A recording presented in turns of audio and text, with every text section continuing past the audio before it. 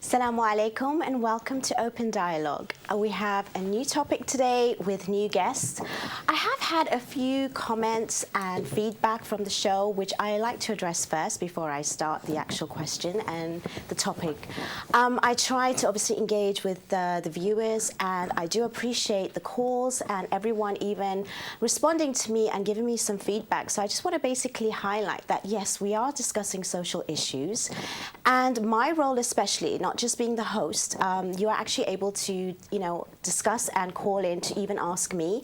I'm not the usual host. I have been given this segment because I actually do deal with people on the ground to help them with overcoming their challenges, trained and certified in human behavior, human thinking and mind, psychology and beyond that.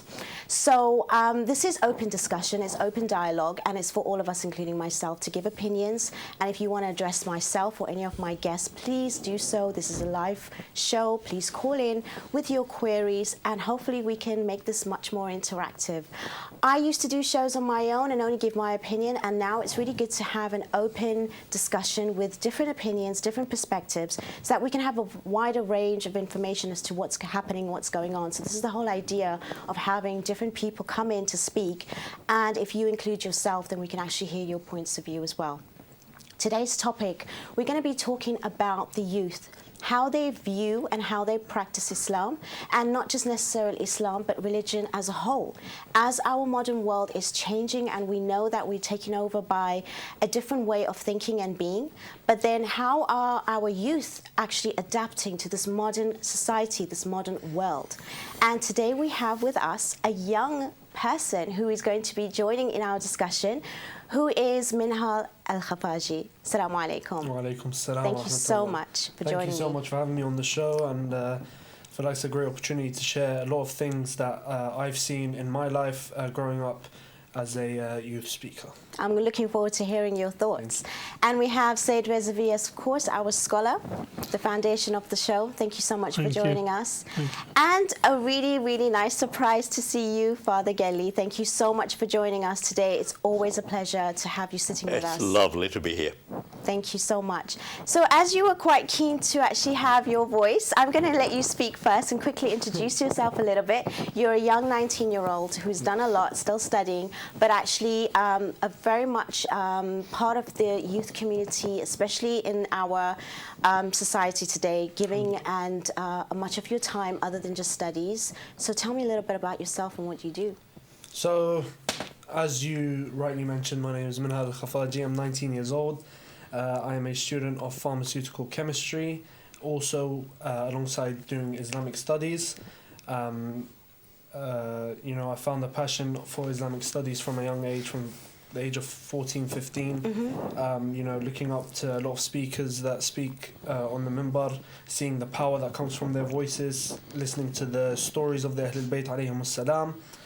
And, it just inspired me to just, get into Islamic studies and try to become a lecturer myself. And you have given lectures, right? Alhamdulillah, yes, I have. That's amazing. And how did you find that? What was like the main challenge for you doing something like that? So, of course, at a young age, when you look up to these youth, these big speakers, you look up to them, you see the way they speak, and it's pretty hard not to copy them on the minbar, sitting on the minbar, copying their style. So, my beginning was copying a certain speaker's style. After that, you slowly start to develop your own way of speaking. You start to develop your own introduction, as not to copy the other person's introduction. And, with lecturing, you do have... I'm still new to the lecturing field, but there's a lot of positive and a lot of negative that comes from it. A lot of positive criticism and a lot of negative that people try to put you down, which I've heard from a lot of famous speakers when I've sat one-to-one and spoken with them.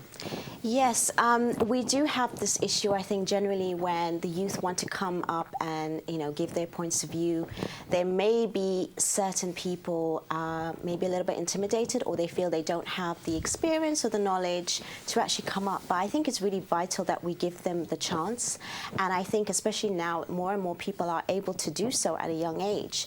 I think it gives so much more inspirational to the other, to their peers, so that it actually helps them move forward to actually take on our religion, not just by doing the daily rituals, but actually being, participating.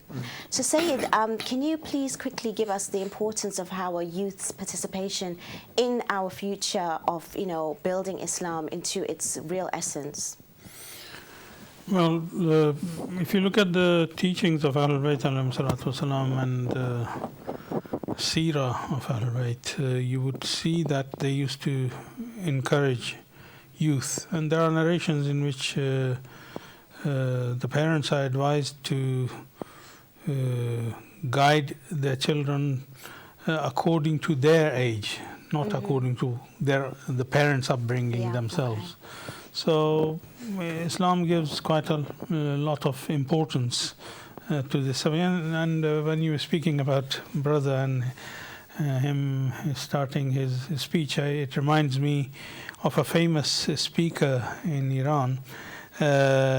He used to say that when he started to give a speech, his teachers encouraged him to go and give a speech.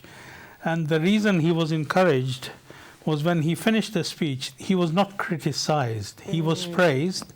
And then one of the famous speaker of the time privately told him, look, these were your weak points. If you take care of them, you will improve. Yeah, there's a way. So unfortunately, in some cultures, as soon as a child goes and gives a speech or recites a poem, they are very critical of him. Yes. So absolutely. Criticism, especially public criticism, puts the speakers off. Oh, absolutely. Yeah. I mean, knowing psychology and how human behavior is as well. I mean, when you were talking earlier about sort of like trying to represent another speaker, that's quite normal because we model people that we look up to, and there's nothing wrong with that. And over time, you become your own, which is very vital. And also, when you want to give some sort of like feedback, you have to be aware of, addressing what the positives are first, and the negatives should be taken and spoken in a language that's going to be more encouraging, not to discourage them, and that's also really important. Constructive criticism is good, exactly. And especially for the beginners, it shouldn't be in a public. Of course not. It shouldn't discourage them. Absolutely not. But as we know, Father, being in this Western society generally, I think that from my own research even, that religion now is taking a backseat. It has done so for many years, especially amongst the Christians, where the young more likely will not actually say their identity as being Christian, whereas with Muslims I find that even at a young age they might say it, whether or not they practice it. Their identity is slightly diminishing, and there's less and less, and there's fewer that are actually saying and identifying themselves with religion. Do you think that's influence from in what particular area in your experience that maybe that fault of people trying to identify themselves with a particular religion? Well, Christianity was founded by a young man, followed by a bunch of young people. Jesus, when he began his ministry, was 30 years old, which actually probably was not all that young for a society of his time, but still, he was a young man. And we know the apostles, his followers, men and women would have been young. So it's a bit of a paradox, but today, if you go to church, you find fairly much older levels of congregation. Mm-hmm. Now, why are we to some extent lost the young? Many reasons, but one reason is, I think the message of Christianity, the message of religion, the message of transcendental conception is exciting, is revolutionary, is invigorating. Because it puts you in charge. It's like being plugged, into some sort of into a point to get your equipment working. Mm-hmm. It's an energy which comes from revelation, which comes from your tradition. So why are we failing? Again, I think I blame the church for being so kind of pusillanimous, so stuck in its ways, so unable to put across the message of Christianity. I have to say that there are churches in this country, in London, where if you went, you would find lots of young people in the congregation. For example, All Souls, which is near Oxford Circus, and many other churches, Holy Trinity Brompton, where there is a vibrant young congregation, and also, I don't know, I mean, Islam to some extent has it as well, but the importance of the music. So, you know, young people are hooked on music. Sometimes the wrong kind of music, sometimes rubbish music. but I mean, music is so important. The congregation, parishes which have a strong sort of musical tradition, it really gets the young going. Okay. So, you know, I'll leave it at that right now. But certainly, you know, no, we don't have to be merely pessimistic. I just want to add on to his point of there always being elders in the churches or mosques. 10 years ago, when you went to a mosque, or I don't know about a church, Father Gelli would probably be more knowledgeable in that field. But when you went to a mosque, for example, me at the age of 9, let's say 10, go to a mosque, the lecture, for example, is in Arabic. Yeah. The lecturer is an old man sitting there speaking about something in the, you know, in the formal Arabic that us Iraqis or, let's say, Syrians, Lebanese wouldn't understand. Yes, I've heard that. Now, when you see someone speaking up there and you're a 9-year-old kid, you want someone to speak in the language that you've grown up learning the most, which is English. You know, you're interacting every day in English outside of your home. Yeah. Now, when I'm sitting there and I'm looking at this speaker, I'm feeling fairly bored. I'll probably understand a sentence or two throughout the whole 1-hour lecture. Now, as time went by, you found that a lot of the youth, not a lot, we'll say some of the youth, saw this problem and took it upon themselves to take the same path but in a different avenue. What do I mean? For example, you have Ahlebait Foundation, a prime example of youth who started off as a group of 5 or 6, now grown into, I would call it an organization of 100, 110 people. Yeah. You know, putting everything aside that they have differences in, whether it's religious and anything. Like ethnicity and things like that. Ethnicity, all of that aside, you know, which scholar they follow, all of that they put aside, they have one goal. And that is to put a majlis out there in English for the youth to come about. They are, I think they're one of the first groups to start the youth lecturing, and which was the group that I am forever grateful and thankful to, who gave me the opportunity to actually sit up there at the age of 15 and give my first talk. You know, once you're up there and you see, you know, people your age, or maybe they're 2 years, 3 years older, you know, they're a group and they're doing something so big. You know, you're planning an event that 5-10 years ago I would have thought, oh, only elders could do that, only 40, 50, 60-year-olds could do that. But you have people who are, I'd say maximum at the age of 22 all the way down to the age of 11, coming together, having a plan, doing all the setup, putting everything up, and organising a proper majlis for the youth, for them to sit and listen to a lecture in English, for them to actually understand what's being spoken on the minbar. Because a lot of the things, you know, I used to go to majalis as early as I can remember, because I used to be in Copenhagen. So I used to go to majalis and they'd always be in Arabic. And the lecturer every year would repeat the same thing. I was going to say the content also needs to be revised, and I think nowadays our content is more with everyday life. I personally also write shows with regards to topics that are more in keeping and in line with what we are going through today, and not just repeating the historics all the time, or just, you know, what's lawful, what's unlawful. Yeah, no, that's fair. But, you know, they'd repeat historical facts that, you know, you'd think you would remember in your mother tongue. But, you know, come at the age of, let's say, 14, 15, and you listen to someone say it in English, you're like, wow, I've never heard this before. Yeah, you go and it's tell different. your mum and dad, they'll be like, listen, we've been taking you to majalis for 7 years, and they've been saying the same thing, you know, and right now you're coming and telling me, I was like, because look, there's no majalis in English, in the language that, you know, that we speak to our friends in, that we speak to sometimes our siblings in. So I think a step that the youth have taken in Islam it's an amazing step to progress the youth, to bring the youth to majalis, to allow the youth to flourish in the religion. Oh, absolutely. I've attended personally myself, and it's not just for the youth. What they've organized now, it's actually for, you know, a majority of people that are coming in there of all ages and different generations, especially with the foundation that you mentioned. The other thing I was also curious about is that our way of teaching Islam has also been revised to a certain extent, or actually needs revising, or even the fact of religion in itself. I think the old way of teaching and the old ways of being things, like even I've mentioned before, I give, assemblies in the Arabic schools. I'm quite interactive with the community generally, and I see that it's very much the curriculum, it's very much based on just giving, certain facts, and it's okay for the youth to come together when it's Ramadan and it's majalis for Muharram, but we need to create these things that our religion is a way of life.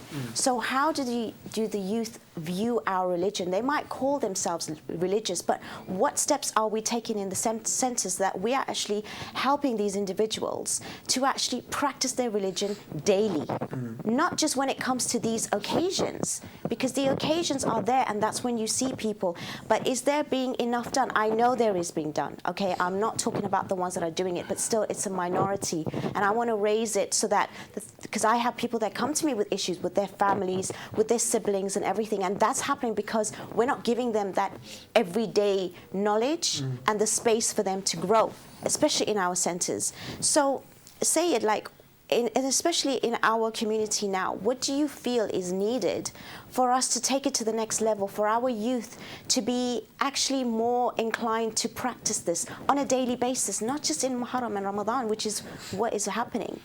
Yeah, first of all, I think we have been ignoring the Quranic teaching. Quran very clearly says regarding guidance and people who guide should be from the people. وَلْتَكُنْ مِنْكُمْ أُمَّةٌ يَدْعُونَ إِلَى الْخَيْرِ. People who guide should be from the people. Okay. I mean, usually people translate that into tribes and nations. But I would say no.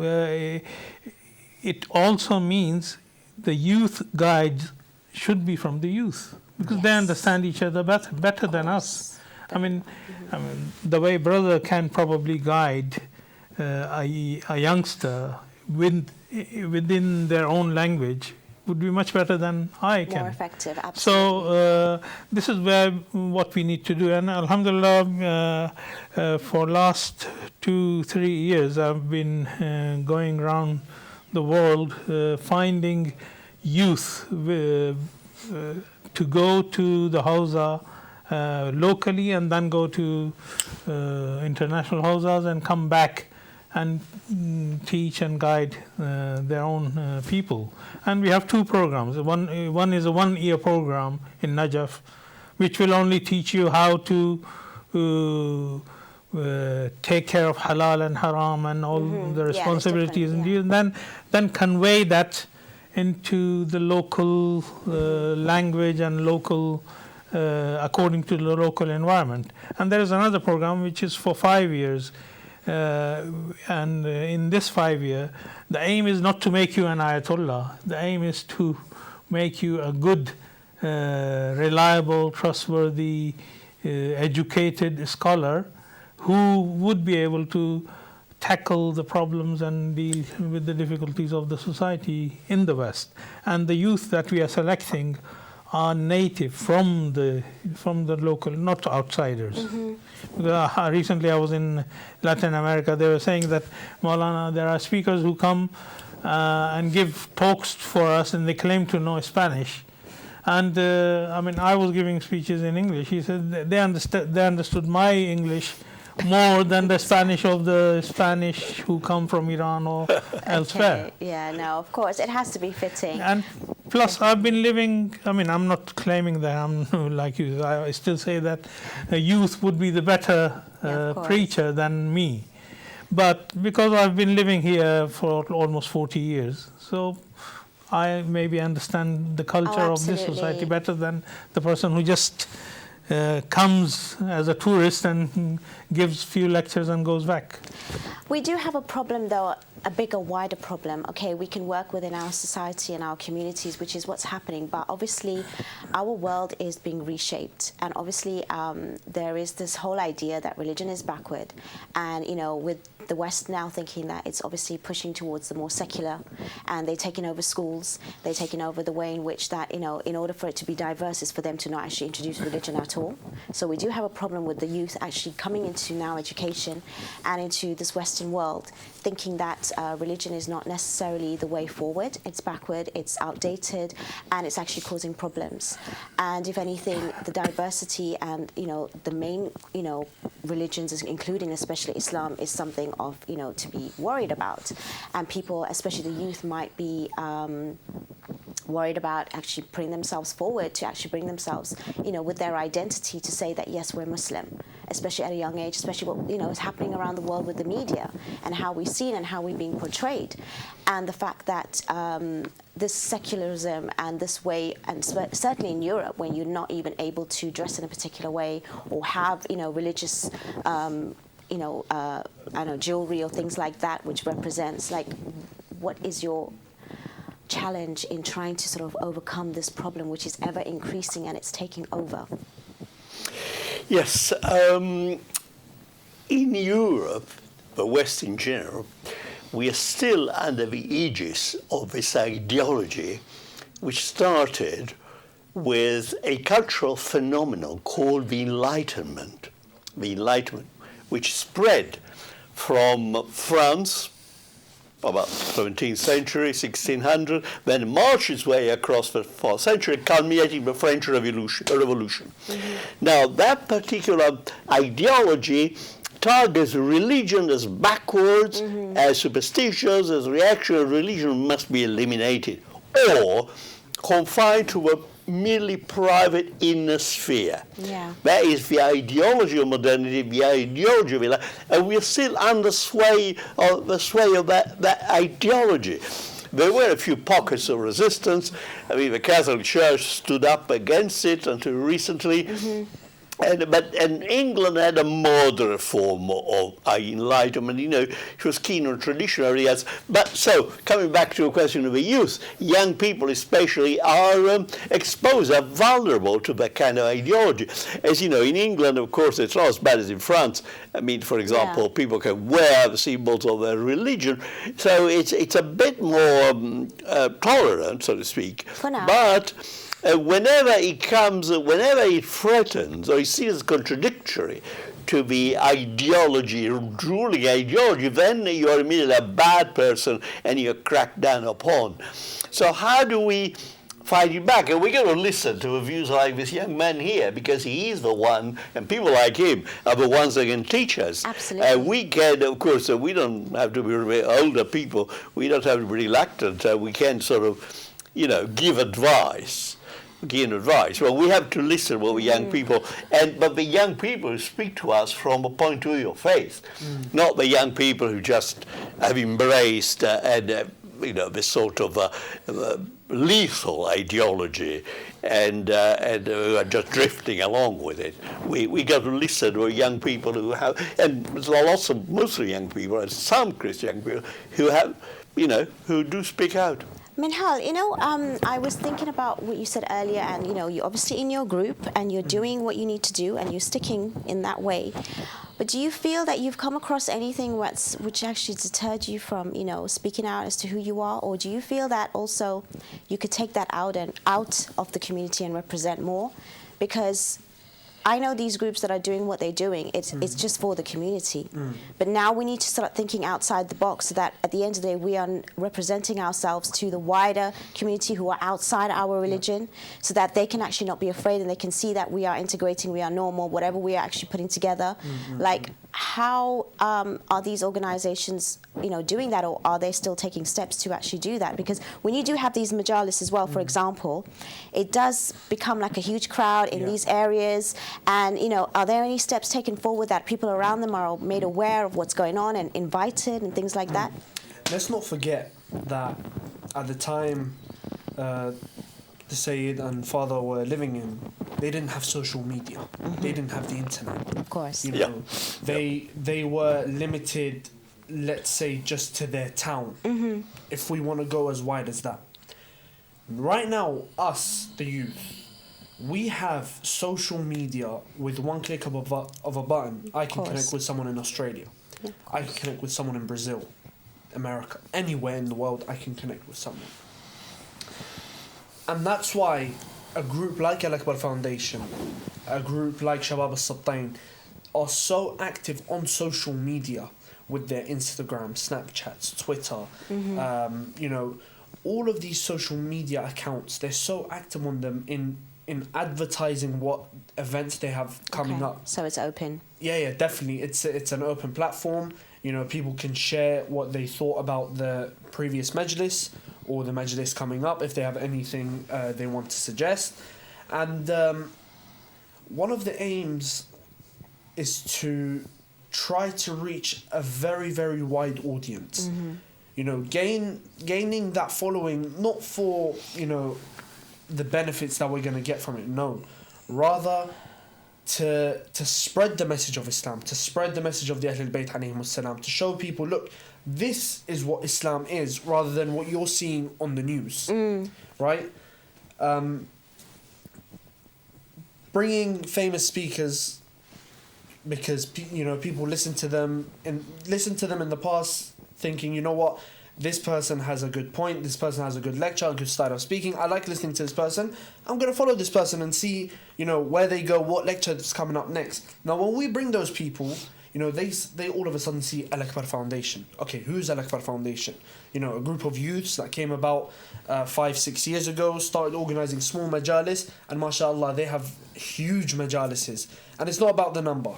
Let's get that straight. It's not about the number, but it's about the people you reach. But the bigger your audience is, the more chance you have of reaching more people. Of course. And that's what's been our main goal, which is to get it out there. Ahlebait Foundation, when I go on Twitter, for example, I see people from Australia, New Zealand, America, Canada, people from Europe speaking about Ahlebait Foundation's majalis. And that brings them in. That brings them closer, because it makes them want to come to our majalis, the following year, or an event that we have coming up next. It makes them want to come. And when they come, they meet with the shabab, they meet with the youth, the organisers of these majalis.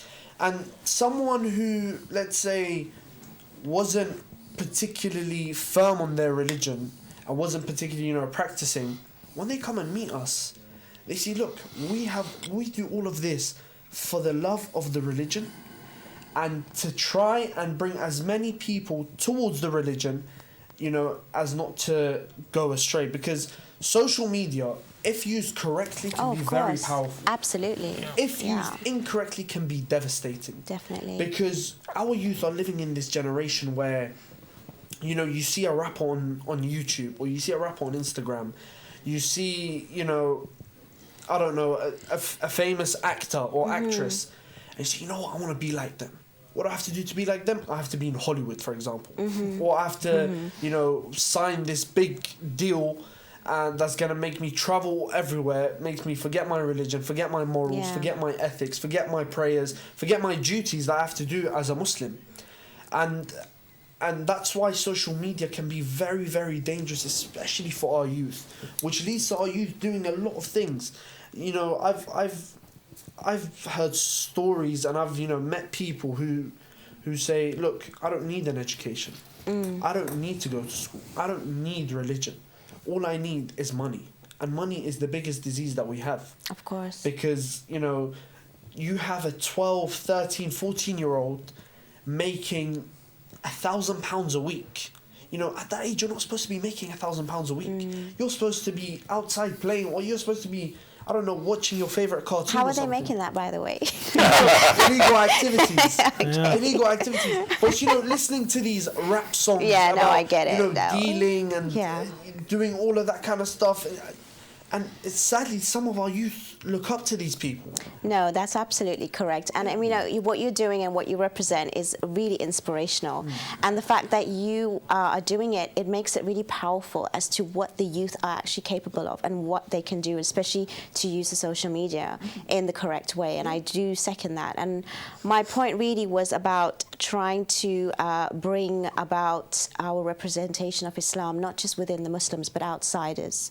It's really important, and I know the social media does that just initially, but we need to take more steps to bring outsiders in, like the interfaith sort of things, but to show, because I think people, even up till today, with even social media, with whatever's happening, they still have this misrepresentation, and we are sort of going in herd or followers in a particular way, which can be a little bit, I don't know the word for it, but I just want to make sure to say that, we have to be careful how we sort of produce ourselves in these groups, and we're not going to be seen as just a group for ourselves, but to represent and be inviting to others, and that's what it's about. Like, I've done shows on 3 different Islamic channels, but I've done my own show on YouTube because I want to reach people outside the community to show that, yes, a woman wearing hijab from a minority background, from a minority religion, is out there to help everyone, and we have the same mindset, and we can actually work together, and we can live together, and this is what's needed. It's not us and them.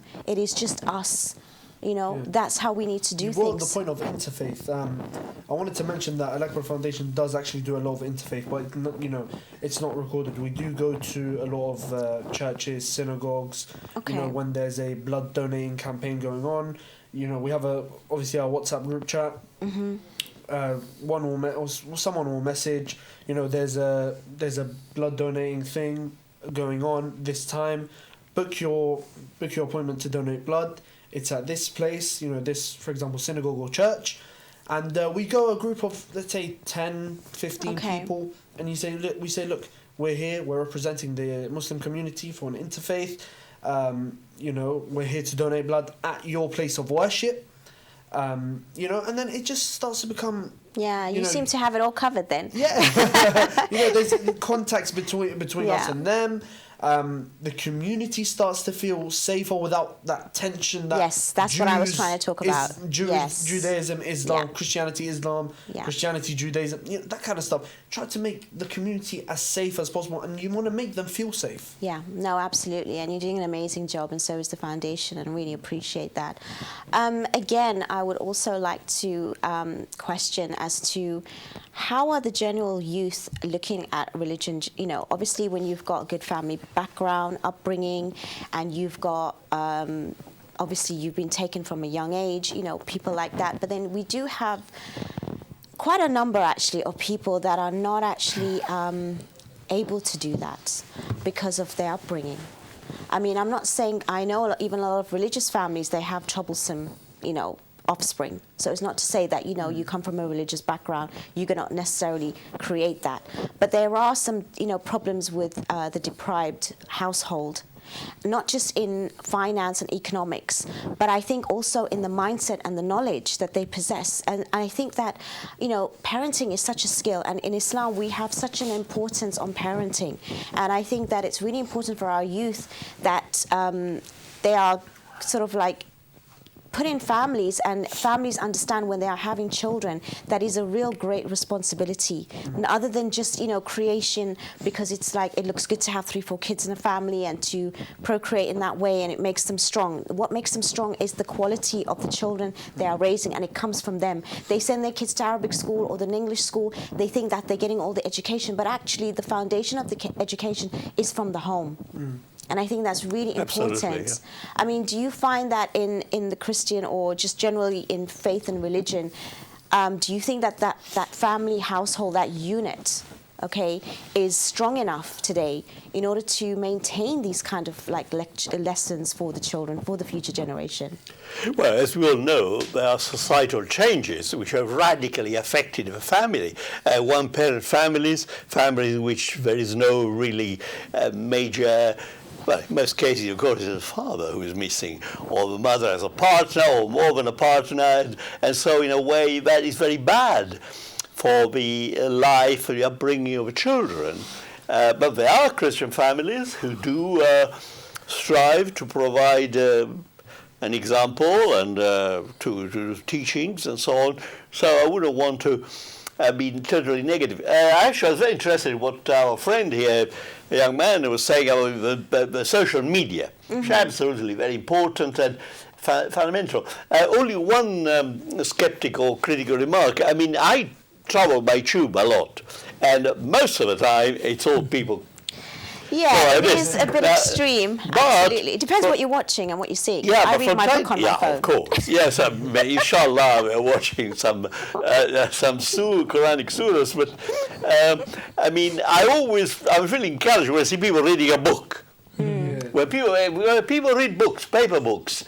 Now, obviously, you can read tablets online and everything else, but there is something on paper book which has a special quality. Maybe I speak like that because I like to underscore my books. Yeah, so I like physical there is aspect. definitely that. So yeah. in a way, and you can, and of course, you mentioned Instagram. I'm on Instagram. I'm not on Snapchat. I'm on Instagram, on Facebook. I'm on Twitter. But I can imagine someone whose life is completely taken over by all these. Yeah, there's always an extreme of everything. And you mentioned the prayers, which are so essential to what it is to be a Muslim. And if you are so taken over all these gimmicks and you neglect your prayers, then that's really bad. Of course, that's just the way it is. I mean, I think obviously we're trying to just spread the message through social media, but we know that there is obviously limitations, and in Islam it's very clear if you do anything that is of extreme in any form, it's not allowed, and it's not actually good for anyone with anything. Islam is wasatiyah, isn't it, the middle way? Yes, the average, of course. You have to be balanced in life. But we're coming towards the end of the show. I cannot believe it's gone really quickly again. I know, Minhal, you've probably got so much more to say. I'm going to have to bring you on again. Just you on your own, I think. But you can give your own lecture. But just before we leave, I'd like to sort of hear maybe some final thoughts from each of you with regards to this, and maybe some inspirational talks or any sort of advice for the youth, how we can sort of look forward, or even for parents or the community itself. Father, we'll start with you. I mean, the youth, of course, are, don't really need to be told to think in a sort of imperious, authoritative way. But I have a nephew who is a musician. He's 19-year-old, is a pop musician. And it's interesting spirituality. He goes to church, and he really wants to find a way of expressing spirituality via his music. So maybe, again, music. Okay. Well, we have our nasheeds, I guess, which is the closest thing we can get to. Syed. Yeah, I mean, while I was in Latin America, I was discussing with some church leaders, and we both agreed that the youth they only become interested in religion after 30, 35 years of age, when they establish their own family. It's only then they realize that they have to bring up their children according to religion. Then they sort of care. Up to the age of 30, nobody's interested. They want to have fun and go for outing and spend most of the time in these things. So we need to work together, especially followers of the divine faith, to get religion back in our society, especially in the youth. Okay, thank you. Minhal? I would say one of the biggest advices I'd ever give to any of the youth out there watching, it's that don't be of the 99% that do the same thing. Social media, school. Don't get me wrong, go to school. School's important, but be of those that have time management. Manage your time. You're on Instagram. Usually you go on it for, let's say, 2 hours, 3 hours a day. Go on it for half an hour. Do something that's going to leave a footprint on this earth when you leave this earth, because we're only here for the average 60, 70 years. Leave a footprint on this earth. Make a change towards your community, and hopefully all the youth out there will start to manage their time and do what's more important, and then have a little bit of leisure on the side. Very good. Thank you so much. That was very, very amazing from all of you. Thank you, my guests, for coming in and sharing. And Minhal, you're very much an inspiration. And inshallah, you know, many more will take those footsteps like you've done yourself. And it's really, really amazing to hear.